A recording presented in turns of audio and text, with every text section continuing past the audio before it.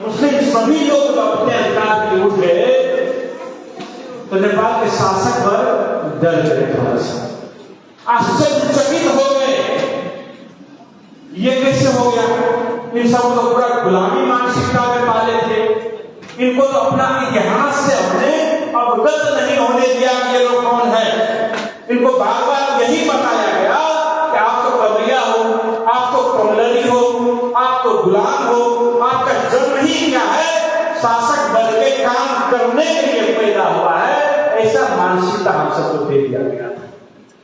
तब जब हम सब अपने अधिकार के लिए विद्रोह कर सके वो लोग आश्चर्यचकित होंगे, ये कैसे हो गया। फिर उन्होंने एक से एक षड्यंत्र रचना शुरू कर दी। अधिकार नहीं देने के लिए संहिता उसी समय में आ जाती, लेकिन संहिता नहीं देने के लिए षड्यंत्र किया, अधिकार नहीं देने के लिए षड्यंत्र किया और हमने अपने में पहले फूट डाल दिया।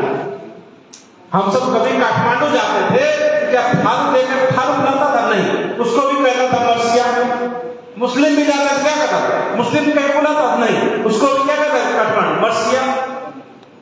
तो जब हम सब मदेशी एक थे तो लगा कि पूरा अधिकार ले लेगा, हमको अपने में बांट दिया। कहा था मदेशी भाई मुस्लिम, मदेशी भाई आदिवासी, मदेशी भाई ना, कहते हमको अपने आप में बांट दिया ताकि हमारी आवाज मजबूत ना हो, हम कमजोर पड़ जाए और उनको कोई अधिकार देना नहीं।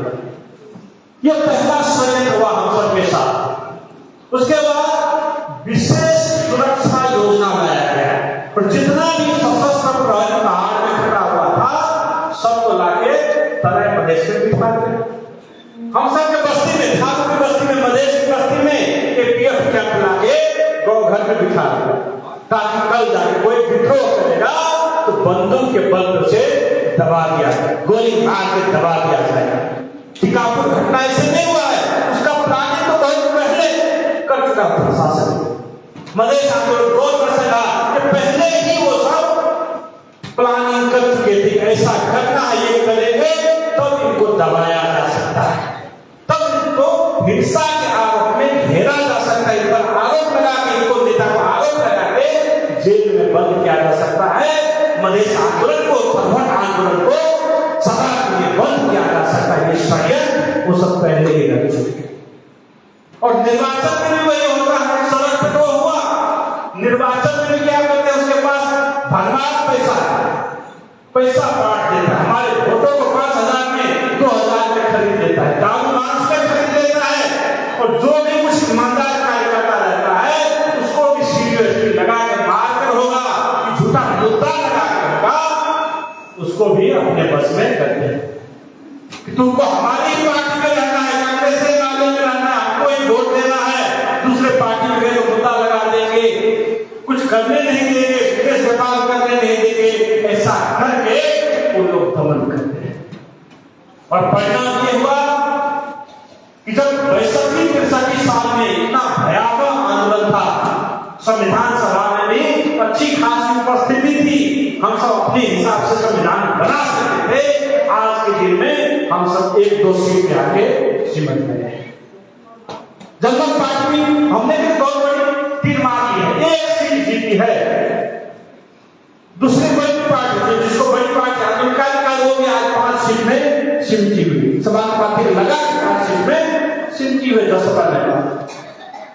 आज वही स्थिति, इसलिए हम कह रहे हैं हम सब अभी काफी कमजोर स्थिति है, इसको सबसे पहले स्वीकार करना होगा और इसके लिए हम सभी जिम्मेदार हैं। राजनीतिक पार्टी भी जिम्मेदार है, हम सब नेता भी जिम्मेदार है, जनता भी उतना ही जिम्मेदार है।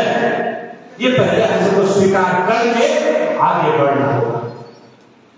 और इतने जब कमजोर पड़ गए हैं तब क्या कर रहा है ये सब चुप नहीं, इससे संतोष नहीं है, अभी भी संतोष नहीं है, अभी भी कहता है कैलाली कल्चर को सुदूर पश्चिम में मिला के नहीं हुआ, पहले काफे बर्दिया को भी करनाली में मिला के वो उसी में हो जाएगा। फिर लुम्बिनी में या कभी भी मधेसी खाल का कोई वर्चस्व ही नहीं रहेगा कि कुछ मांगने के लिए काबिल रहे, ऐसा बना देगा। अभी भूमि संबंधी ऐन ला रहा है, बताइए, यही मधेश प्राय है जहां पर 60 वर्ष पहले केवल 6% पहाड़ी लोग थे, 6% 1951 में। आज के दिन में 40-50% से ज्यादा हो गए। फिर भी संतोष नहीं है, फिर भी अभी भूमि संबंधी नहीं जो ला रहा है विधेयक अभी संसद में है, वो चाहते हैं सारा जो बचा खुचा जमीन भी है वो भी भूमि सबको दे दी, वो भी उन सबको काट दे। थारू के अपने हजारों बीघा की जमीन थी, वहां से उसको लालपुरजा नहीं दिया गया, मुसलमान नागरिकता नहीं दिया गया, तो हजारों वर्ष यही रहते हैं। उसको कहता है तुम बाहर से आ गए, तुमको नागरिकता नहीं मिलेगा। हम जो हजारों बीघा की जमीन का आदिवासी भूमिपुत्र है उनको भूमि नहीं दिया जाता है, उनको कब्जा कब्जे भी बना दिया गया, 4 कट्ठा जमीन भी, 4 आना जमीन भी नहीं देता है। और बाहर से लोगों को लाकर यहाँ पर बर्मा से भूटान से लोगों को लाकर यहाँ पर, और आज भी वो षड्यंत्र कि भूमि विधेयक जो आ रहा है, हमको तो लगता है उसमें रूपंदेही जिला से ही 60,000 से ज्यादा निवेदन पड़ा है, और उस निवेदन में किसी थारू को भूमि नहीं मिलेगा, किसी मधेसी को नहीं मिलेगा, किसी दलित को नहीं देगा। वो जानबूझ के यहाँ पर पहाड़ के लोगों को बिठाएगा ताकि सारा का सारा नियंत्रण उसके हाथ में, वही लोग जीते, वही लोग शासन सत्ता संभाले, वही लोग हम पर हुकूमत करे, और हो सके हमको यहाँ से भगा दे। जिस थारुओं को चितवन से भगा दिया, थारुओं को डाक से भगा दिया, संथाल से झापा से भगा दिया, राजवंशी को झापा से भगा दिया, उसी तरह षड्यंत्र हम सबके साथ समझौता हो रहा है। तो हमको ये बात जानना जरूरी है कि यह आंदोलन खत्म नहीं हुआ है, बल्कि आंदोलन बहुत ही गंभीर मोड़ पर पहुंचा है, जहां पर हम सब एक होकर शासन सत्ता को सामना कर रहे हैं, और नहीं करेंगे तो फिर मिट जाएंगे। मिटने के लिए बाकी के हाथ से जिन्हें कि हम सब चितवन जीत सकते हैं, नहीं, हाथ से निकल गए, झापा जीत सकते हैं, नहीं, निकल गए। आज वो प्रतिरोध करने का समय है, हर एक मामला, संसद में हो, सड़क में हो, निर्वाचन में हो, हर एक मोर्चा पर हम सबको एक साथ थारू, मधेसी, मुस्लिम, आदिवासी सभी को एक साथ मिलकर खड़ा होना, और उसी प्रयास में हम लगे, उसी प्रयास में लगे हैं। हम कोई यहाँ पर पैसा कमाने के लिए, कोई पद के राजनीति में नहीं आए हैं। अगर आए तो हमको कौन रोकता, हमको प्रधानमंत्री बनने से कौन रोक सकता है? हमको आए ऑफर आया था प्रधानमंत्री बनिए, विदेश मंत्री बनिए, हम तो शपथ खाने के बाद सब तैयार था, हम नहीं गए। अगर पद ही लेना होगा हमको कौन रोक सकता? हम तो खुद पार्टी देखते, हम खुद निर्णय करके खुद चले जाते।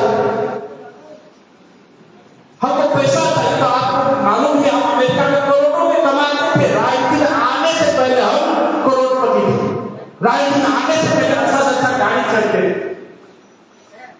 कोई हम पैसा कमाने वाले पैसे खरबपति रहते, हमारे साथ जो है अरबपति सब वहां पर बैठे हुए।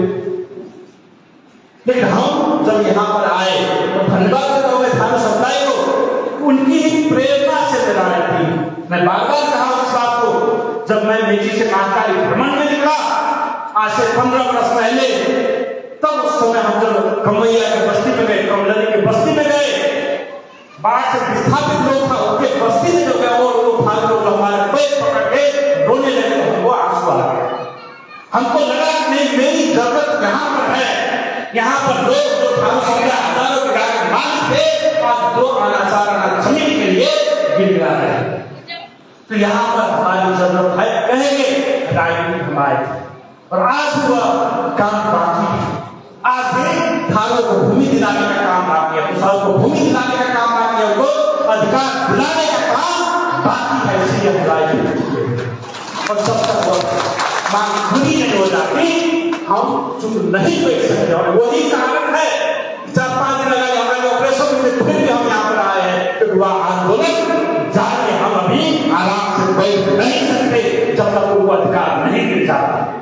इसीलिए मैं आपसे अनुरोध करना चाहता हूँ, यही अनुरोध करना चाहता हूँ कि हमारे ऊपर, हमारे पूरे समुदाय के ऊपर, हमारे गांव के ऊपर अभी संकट बढ़ रहा है, सारे महीने में षड्यंत्र रचा जा रहा है। आज देख रहा है जनमत जर्मन पार्टी में ही अनेकों ओर से आक्रमण किया जा रहा है, दूसरी पार्टी में भी आक्रमण किया जा रहा है, पार्टी को तोड़ने की कोशिश होता है, नेता को बदनाम करने की कोशिश होता है, किसी को जेल भेजने की धमकी आती है, किसी को जान से मारने की धमकी आती है।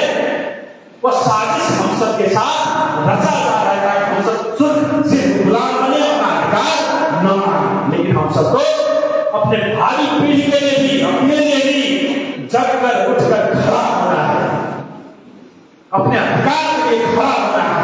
इसीलिए मैं आप सबको वही आह्वान करने के लिए यहाँ पर आया हूँ और मुझे पूरा विश्वास है रूपंदेही 3 में हम सब जवाब देंगे कि हम सब एक हैं।